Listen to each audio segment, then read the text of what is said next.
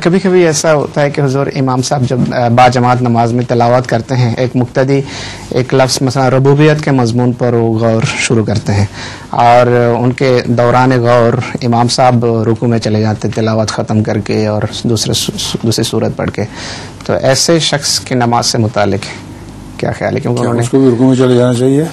नहीं, मतलब उन्होंने पूरी सूरह फातिहा नहीं पढ़ी, सिर्फ रब के मजमून पर ही गौर कर रहे हैं। नहीं, ये तो ठीक नहीं है। उसको सूरह फातिहा पढ़नी ज़रूरी है हर नमाज में।